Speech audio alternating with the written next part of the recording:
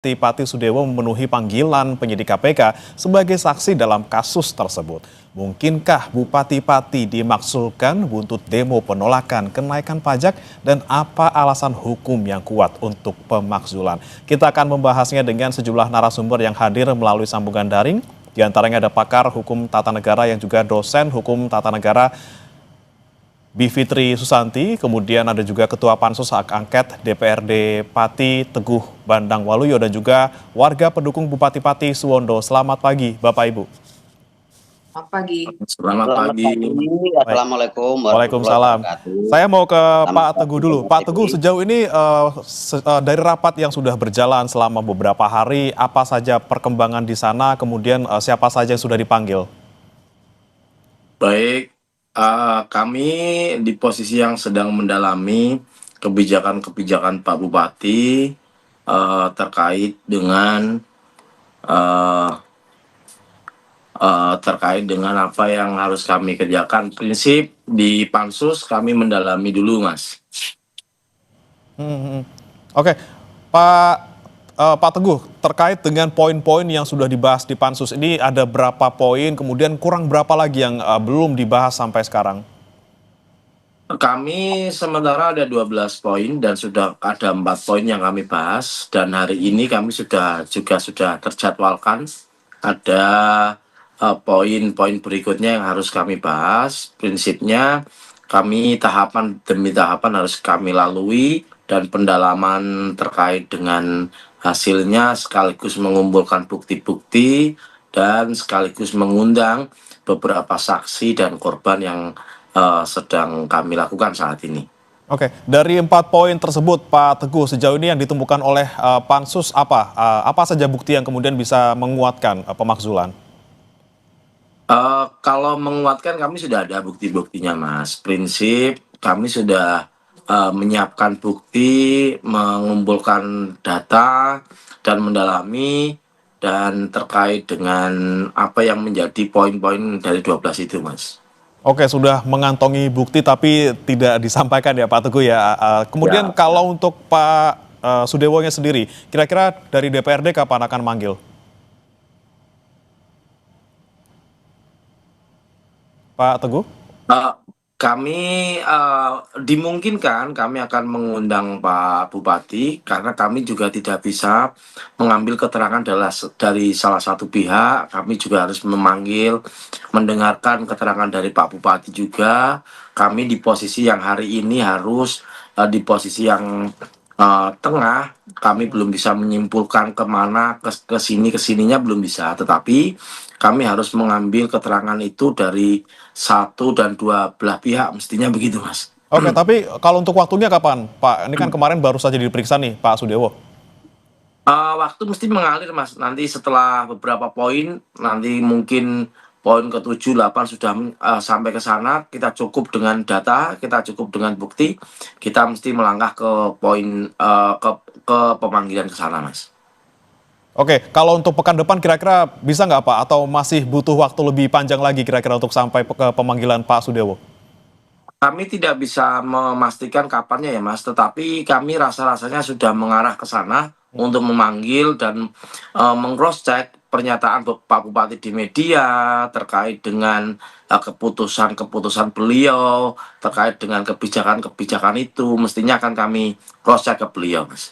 Oke, baik. Kemudian saya ke Mbak Bivitri dulu yang kemarin juga sempat menjadi ini ya Mbak ya, saksi yang diundang di Pansus Hak Angket Pemakzulan Bupati Pati. Kemarin ketika Mbak Bivitri kemudian dipanggil, kemudian juga dimintai keterangan sebagai ahli seperti itu. Apa saja yang kemudian Mbak sampaikan dan juga apa saja kira-kira alasan hukum yang kuat untuk pemakzulan Bupati Pati? Baik, jadi memang kemarin kehadiran saya itu lebih banyak mengafirmasi karena pansus sudah jalan kan, saya di tengah-tengah begitu. Dan saya menghargai, mengapresiasi apa yang dilakukan oleh pansus karena mereka ingin yakin jangan sampai di ujung nanti mentah atau ada salah prosedur dan lain sebagainya. Dan saya juga mau apresiasi karena pansus ini responsif menurut saya. Begitu ada demonstrasi besar, ada respon seperti itu dari DPRD, saya kira ini cara yang baik untuk berpolitik. Nah, jadi kemarin itu saya mengafirmasi bahwa yang mereka lakukan sejauh ini sudah betul secara peraturan perundang-undangan, dan setelah ini prosesnya nanti ke Mahkamah Agung, nanti ada keputusan terakhirnya oleh DPRD lagi sebelum disampaikan kepada Menteri Dalam Negeri. Beberapa hal yang bisa digunakan tentu saja misalnya melanggar sumpah, menyalahgunakan wewenang dan melanggar sumpah janji jabatan. Sumpah janji jabatan itu kan termasuk juga untuk melaksanakan peraturan perundang-undangan dan konstitusi. Nah, di sini misalnya banyak pertanyaan soal kenaikan PBB P2 itu yang misalnya tidak mengikuti proses yang seharusnya, terutama soal partisipasi dan data yang harusnya ada sebelum membuat kebijakan. Kemudian juga kemungkinan potensi misalnya dalam konteks melakukan perbuatan tercela misalnya dan lain sebagainya. Tapi yang paling masuk adalah tentu saja ketika bupati melakukan tindakan-tindakan yang tidak sesuai dengan peraturan perundang-undangan. Karena semua jabatan apapun, kalau dia jabatan publik pasti ada aturan mainnya. Nah, jadi kami banyak menggali di persoalan itu kemarin. Oke, penyalahgunaan wewenang oleh Bupati Pati. Kemudian kalau Mbak Bivitri melihatnya sendiri, ini yang menjadi pintu masuk paling mungkin gitu ya untuk pemakzulan ini terkait dengan PBB P2 kemarin, ataukah mungkin ini Mbak Bivitri, kita sama-sama kemarin melihat Pak Sudewo diperiksa KPK sebagai saksi. Kalau pemeriksaan KPK justru letaknya berbeda, Mas. Jadi kita harus pahami yang apa yang dilakukan oleh KPK itu kan pemeriksaan terhadap suatu tindak pidana yang dilakukan sebelum Sudewo menjadi bupati. Jadi dalam konteks ini sebenarnya tidak ada kaitan langsung dengan pansus angket. Bahwa itu adalah perbuatan yang tidak baik dan seterusnya, ya. Tapi artinya kalau bicara prosedurnya, karena saya harus bicara hukum ya, prosedurnya berbeda. Nah, jadi nanti kalau misalnya, kalau mungkin publik akan lebih ingat kasus Ahok dulu ya di Jakarta. Nah, ingat kasus itu prosesnya berbeda sendiri. Kalau itu terjadi, maka akan ada pemberhentian sementara dalam konteks yang berbeda ketika jadi terdakwa. Kemudian setelah nanti kasusnya sudah inkrah, kekuatan hukum tetap, ada pemberhentian tetap dari Kementerian Dalam Negeri. Tapi itu bukan urusannya angket, itu urusannya KPK. Dan walaupun tetap saja keduanya harus berjalan bersisian begitu ya. Karena kan yang jadi poin utama di sini bukan soal angket tidak angket, tapi tuntutan masyarakat agar Sudewo mundur atau diberhentikan. Poinnya kan di situ. Jadi saya kira dua jalur itu harus jalan dengan kuat. Oke, kemudian sebelum nanti saya ke Mbak Bivitri lagi, saya ke Pak Suwondo dulu yang merupakan salah satu warga pendukung Bupati Pati. Pak Suwondo, ini kan Anda sebagai salah satu warga pendukung Bupati Pati melihat kemudian bagaimana gelombang protes dari masyarakat Pati yang lainnya, kemudian saat ini sudah masuk juga ke tahapan pansus untuk pemakzulan Bupati Pati. Tanggapan Anda, Pak Suwondo? Ya, bagi saya pribadi, terutama masyarakat Sukolilo, itu masalah angket itu sah-sah saja, dan kami ya menghormati. Ya, kalau bagi kami ya itu nanti kita hargai keputusan hukum yang berjalan. Nah, tapi bagi masyarakat khususnya Sukolilo itu masih banyak dukungan dari warga-warga kecil, termasuk saya pribadi. Karena begini Mas, dari dukungan-dukungan mereka itu muncul dari kalangan orang-orang kecil, orang-orang bawah yang tidak mempunyai HP. Dia itu kepengen tahu pendapat mereka yang orang-orang kecil, itu biar tahu itu gimana caranya gitu Mas. Jadinya kemarin di tanggal 24 hari Minggu kemarin, itu berdiskusi warga khususnya Sukolilo, rakyat kecil itu pengen menyuarakan pendapat mereka gitu Mas. Jadinya unek-unek kayak gitu biar ini loh Pak Sudewo kepengennya itu masih menjabat Bupati Pati untuk periode 2025 sampai periode 2030. Karena apa, di situ Pak Sudewo dari dulu itu udah dikenal masyarakat Mas. Oke, tapi dari dia itu gimana Mas? Ya silakan Pak Suwondo dilanjutkan. Nah, gini Mas, karena dulu itu sebelum menjabat Bupati Pati, Pak Sudewo itu sudah dikenal masyarakat dengan program-program yang di wilayah Sukolilo ada apa itu namanya, bedah rumah, itu udah banyak sekali. Terus di situ ada lampu jalan yang di antara Desa Kedumulyo sampai Tompe Gunung itu kan melewati hutan Mas. Di situ ada lampu jalan Mas, walaupun di desa itu udah ada lampu jalan gitu loh. Jadi masyarakat Cile itu merasakan gitu loh, merasakan kenyamanan adanya Pak Sudewo. Jadi warga-warga itu udah mengenal dari dulu Mas sebenarnya Mas. Warga Cilek itulah. Dengan adanya dia nyalonkan bupati, itu dukungan dari warga Sukolilo itu mengalir dengan sendirinya Mas. Lah dengan adanya terjadi seperti ini dan Pak Sudewo itu yang dirasakan warga khususnya Sukolilo itu selama dia menjadi bupati selama menjabat 6 bulan, di situ bagi penilaian saya pribadi, terus dari warga kecil, dari warga yang merasakan itu udah membangun berapa titik Mas, gitu loh, udah namanya udah dinikmati warga. Contohnya dari Tompe Gunung ke arah Sukolilo sampai jalan raya itu full Mas. Saya tidak ada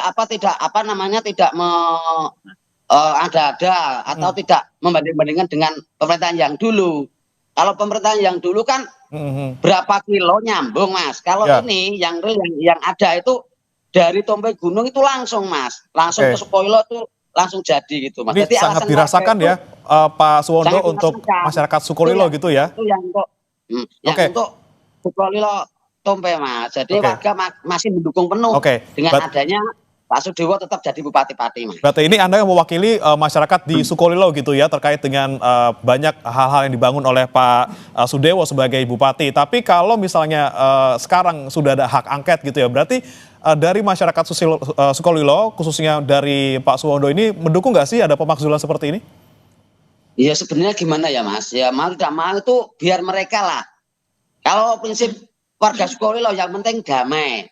Kita menyampaikan pendapat kita bahwa kita itu masih mendukung dengan cara kita sendiri, tidak mencenderai lain Mas. Kalau bisa itu dengan damai lah, cinta damai lah seperti itu. Kita menyampaikan dukungan masih mendukung Pak Sudewo tetap sebagai Bupati Pati Mas gitu Mas. Intinya seperti itu. Itu pun misalnya menyampaikan pendapat itu di tempat masing-masing Mas. Jangan sampai lah memicu kerusuhan, memicu arogan, memicu jadi perpecah belahan rakyat atau warga Pati Mas gitu Mas. Baik. Kemudian ini saya mau ke Pak Teguh lagi. Pak Teguh, ini kan ada kemudian suara dari warga Pati yang lain, ini khususnya yang mendukung Bupati Pati gitu ya. Anda perlu nggak sih memanggil juga untuk pihak-pihak yang istilahnya pro ini dengan kebijakan ataupun juga dengan Bupati Pati Sudewo? Ya Mas, kita menghargai bentuk apresiasi masyarakat, kita menghargai bentuk pendapat masyarakat. Nah, mestinya juga kami akan mengundang pihak yang pro dengan Pak Bupati, yang setuju dengan kebijakannya. Kami tidak bisa semata-mata terus dari satu pihak. Contohnya terkait dengan Kades, kemarin ada 3 Kades yang kami undang. Satu yang beberapa ada yang pro, ada yang tidak. Kita minta keterangan juga nanti ke depan. Kami juga mengundang, kemarin kami juga mengundang tentang keberatan masyarakat yang kena wajib pajak, juga keberatan, sudah kami undang. Nanti akan juga kami undang beberapa masyarakat, tokoh masyarakat yang pro dengan kebijakan Pak Bupati. Mestinya begitu Mas. Oke, baik. Kemudian saya kembali ke Mbak Bivitri, dosen hukum tata negara STHI Jentera. Mbak Bivitri, Anda melihat ini kan ada masa yang pro dan juga kontra gitu ya. Dan saya pengen tanya ke Anda, Mbak Bivitri, ketika misalnya ada seperti ini gitu ya, ada pro dan kontra. Kemudian bisa nggak sih berangkatnya kita dari kurangnya kepercayaan publik gitu? Ini ukurannya apa? Ketidakpercayaan publik, apakah hanya dengan kemarin demo besar-besaran di Pati, kemudian kita bisa simpulkan bahwa ada ketidakpercayaan nih kepada Bupati Pati, kemudian ini bisa menjadi salah satu pintu masuk untuk pemakzulan seperti itu? Sebenarnya kan percaya tidak percaya itu kan tidak ada ukuran yang tangible ya, yang bisa diukur secara jelas. Ukurannya pasti abstrak. Makanya kita sebenarnya persoalan dukung-mendukung itu berhenti pada pilkada. Nah, tapi setelah itu yang berlangsung adalah proses demokrasi yang harus dilabel dengan akuntabilitas. Sehingga makanya sumpah jabatan itu selalu dia akan setia pada konstitusi dan peraturan perundang-undangan. Nah, jadi di titik ini sebenarnya ukurannya bukan dukung-mendukung. Kalau dukung-mendukung berarti kita harus pemilu lagi dong untuk memverifikasi siapakah yang benar-benar mendukung, siapakah yang tidak mendukung. Bukan di situ lagi prosesnya. Proses itu 5 tahun sekali. Ketika masa jabatan tengah berlangsung, ukurannya adalah apakah kebijakan yang dibuat adalah sesuai dengan peraturan perundang-undangan atau tidak. Katakanlah misalnya kalau memang ada kebijakan yang menyenangkan hati, misalnya bagi-bagi makanan begitu, mungkin semua akan mendukung. Tapi pertanyaannya adalah apakah makanannya didapat dengan cara-cara yang legal atau dilakukan dengan misalnya menilap uang di sebelah sana dan seterusnya. Ini hanya contoh ya, tentu saja tidak ada kasus itu di Pati. Cuma contoh ekstrim untuk menunjukkan bahwa soalnya di sini bukan dukung-mendukung lagi, tapi persoalan apakah amanah, apakah wewenang yang diberikan berdasarkan undang-undang pemerintahan daerah dilakukan secara baik atau tidak. Nah, disinilah tugas DPRD salah satunya, selain instansi lain seperti Kementerian Dalam Negeri, untuk mengawasi. Nah, jadi yang harus diukur adalah misalnya satu, apakah kebijakan yang dibuat itu dibuat berdasarkan partisipasi. Karena ketat sekali ketentuan soal itu di Undang-Undang Pemerintahan Daerah dan PP turunannya. Dan yang kedua, dampak dari peraturan yang dibuat itu buruk atau tidak kepada warga. Gitu. Jadi kalaupun nanti warga akan dimintai pandangan, sebenarnya bukan soal apa Anda mendukung atau tidak, bukan seperti itu, tapi apa dampak yang Anda rasakan dari kebijakan tadi misalnya sudah ada 12 poin, 12 kebijakan yang dibuat oleh Bupati. Dampak apa yang Anda rasakan dan seterusnya. Jadi level ujiannya di situ, bukan pertanyaan dukung-mendukung lagi. Oke, jadi lebih ke bagaimana kemudian wewenang disalahgunakan, kemudian dampaknya ke masyarakat seperti apa, bukan tadi ya soal kepercayaan ataupun ketidakpercayaan ataupun banyak ya dukungan untuk memakzulkan Bupati Pati, Mbak Bivitri. Saya ke Pak Teguh lagi, Pak Teguh. Dari 4 poin yang sudah dibahas, ada misalnya soal kenaikan PBBP 2, ada mutasi ASN, ada direktur RS yang bukan dari ASN, kemudian pencopotan honorer RSUD. Anda melihat sejauh ini sudah menemukan tidak penyalahgunaan wewenang yang dimaksud? Kami kalau sampai detik ini belum bisa menyimpulkan, Mas, tetapi kami sudah di rel yang sudah kami sepakati bersama dengan teman-teman pansus bahwa ada temuan dan beberapa catatan sudah kami masukkan ke file kami, nanti kita akan bahas ke depannya. Tapi prinsip dalam hal ini kami ada keterbukaan, masyarakat, media bisa menilai kinerja pansus, juga bisa menilai prosesnya pansus ini seperti apa, gitu Mas. Oke, baik, ini yang kemudian menjadi pertanyaan ke depannya, karena proses masih panjang, bagaimana kemudian bisa tetap on the track, jangan sampai ada dalam tanda kutip intervensi dari luar. Kita akan bahas usai jeda berikut, saudara, tetap bersama kami di Sapa Indonesia Pagi.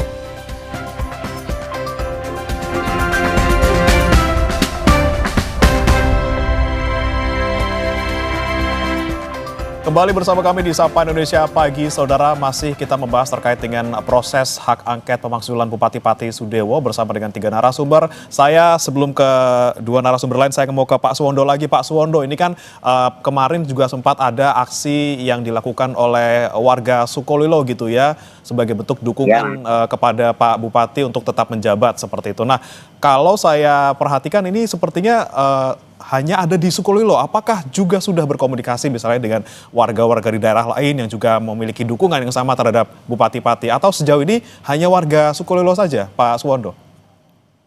Ini Mas, ceritanya begini. Dari unek-unek khususnya warga Sukolilo, itu yang dukungan ternyata masih banyak Mas.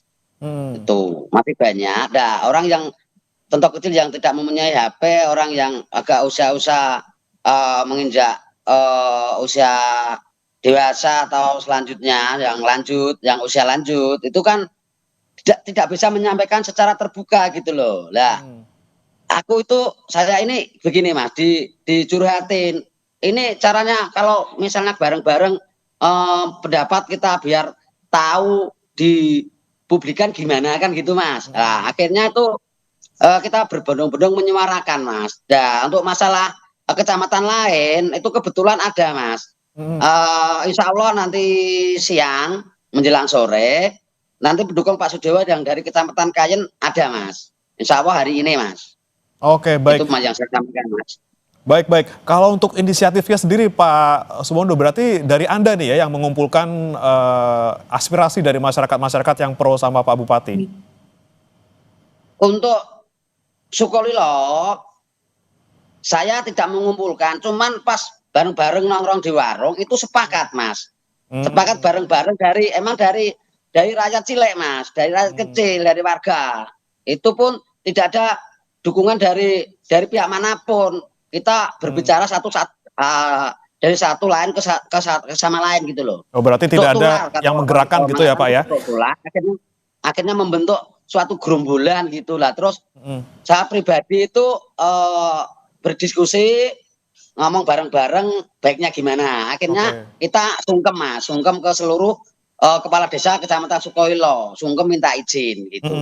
Oke, baik. Saya kembali ke Pak Teguh soal proses pansus hak angket di DPRD Pati. Pak Teguh, kira-kira kalau dari DPRD Pati ini targetnya bakal selesai kapan dan apakah kemudian ada juga nih waktu untuk menunggu misalnya ada perubahan status hukum dari Bupati Pati Sudiewo di KPK? Pak Teguh, masih di mute Pak Teguh?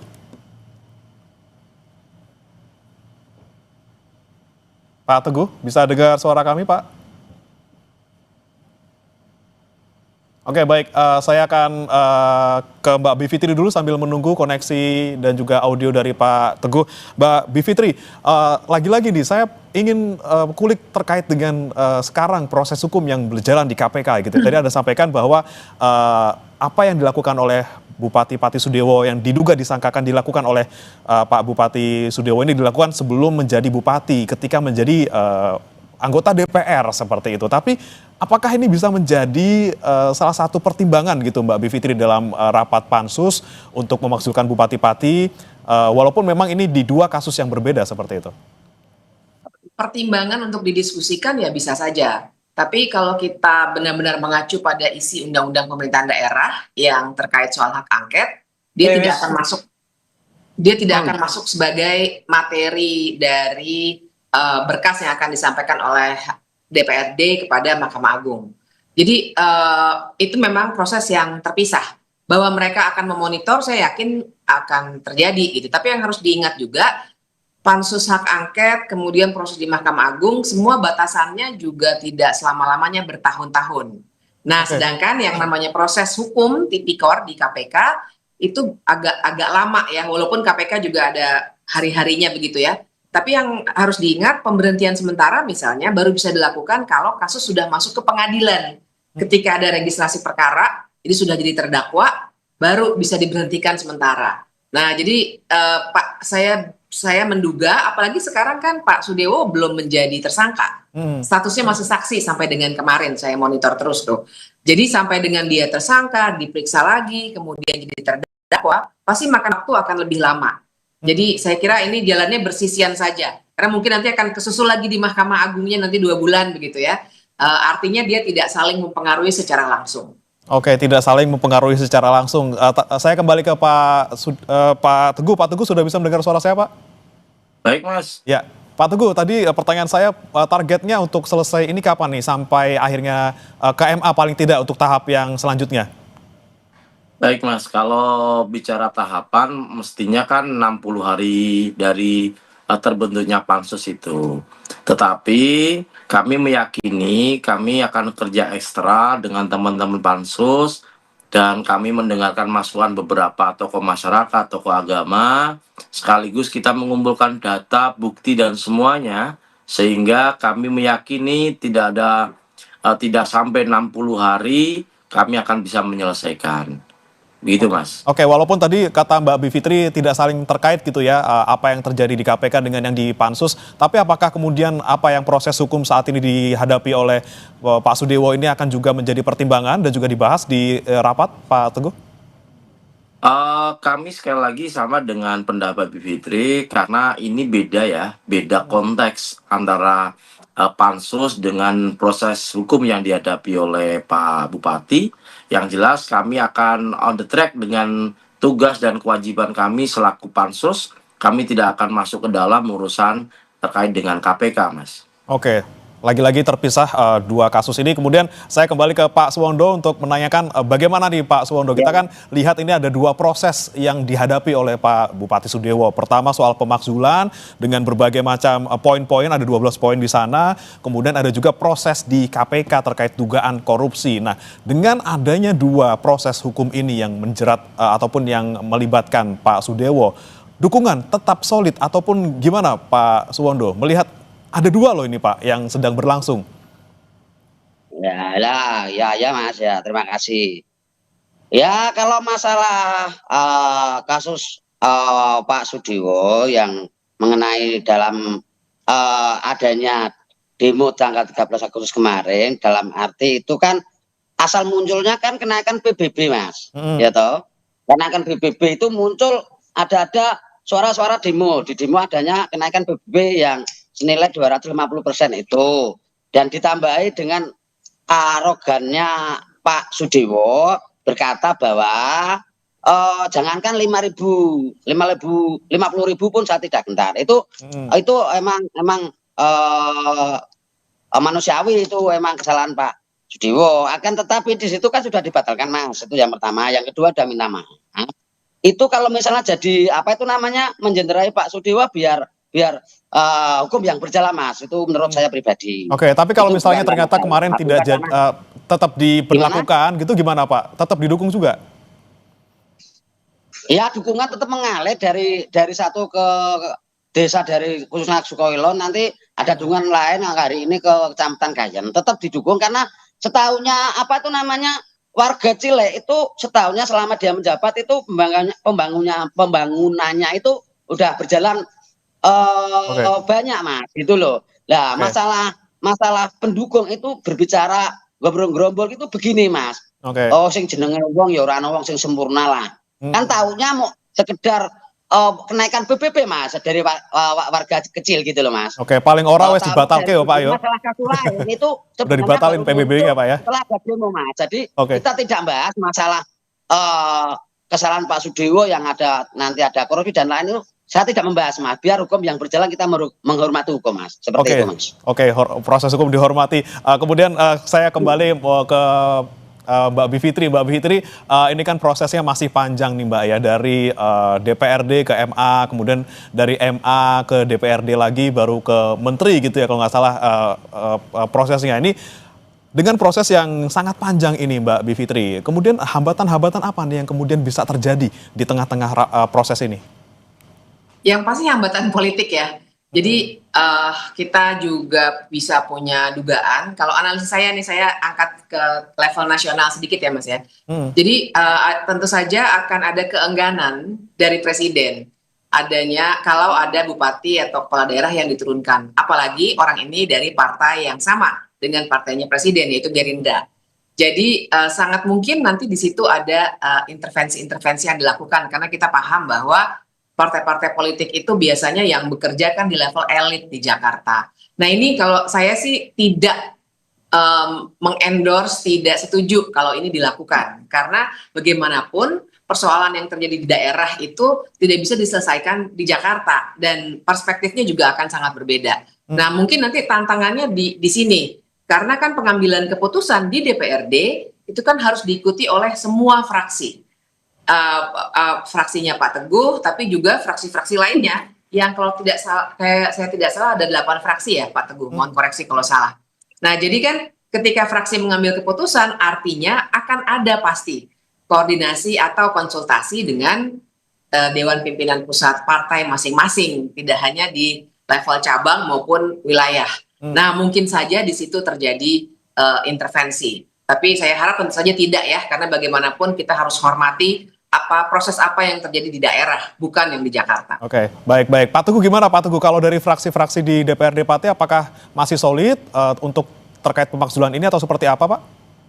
Baik, sampai detik ini izin koreksi Mbak, ada 7 fraksi yang kami bahas di Pansus dan semuanya sudah solid, tidak ada yang kanan kiri atau gimana, tetapi masyarakat kan bisa menilai nih.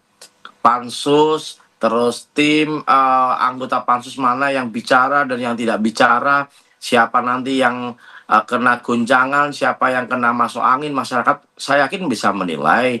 Tetapi prinsipnya dari ketujuh fraksi ini sepakat untuk melakukan hak angket dan kami meyakini sekali tidak ada intervensi dari pihak manapun maupun dari partai-partai yang ada di Jakarta.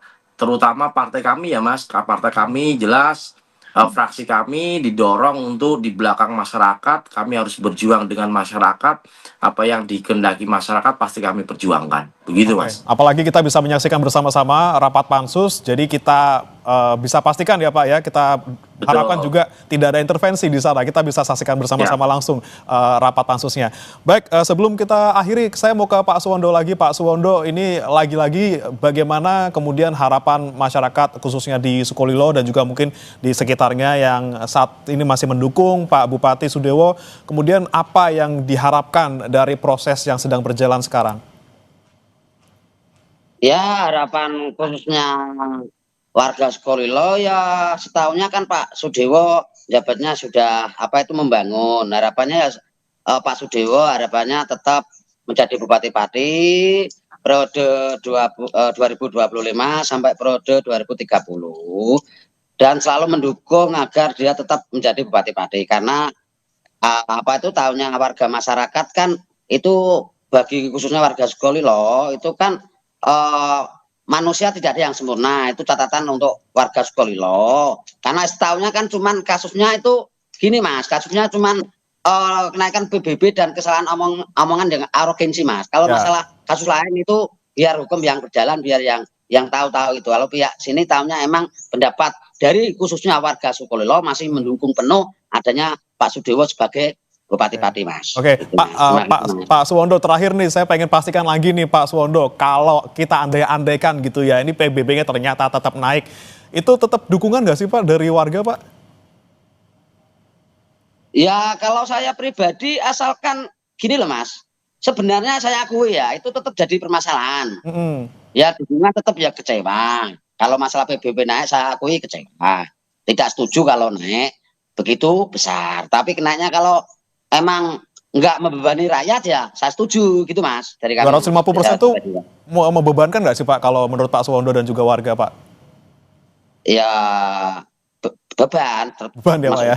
Nah, beban. Tapi kan hari ini dibatalkan tuh Mas, saya dengar gitu loh. Ya. Sudah dibatalkan. Oke, yang penting dibatalkan ya Pak Suwondo ya, nggak jadi diberlakukan ya, gitu dibatalkan, ya. Itu kan bentuk pro rakyat itu. Kalau bagi pendapat saya pribadi itu bentuk rakyat karena suara rakyat akhirnya didengarkan dan akhirnya dibatalkan begitu Mas. Oke, baik. Terima kasih Pak Suwondo, Pak Teguh Bandang, Ketua Pansus Pemakzulan Bupati Pati, Mbak Bivitri, dosen Hukum Tata Negara STHI Jentera sudah bergabung bersama kami. Kita kawal bersama-sama rapat Pansus Pemakzulan Bupati Pati. Jangan sampai lagi-lagi titik dalam tanda petik itu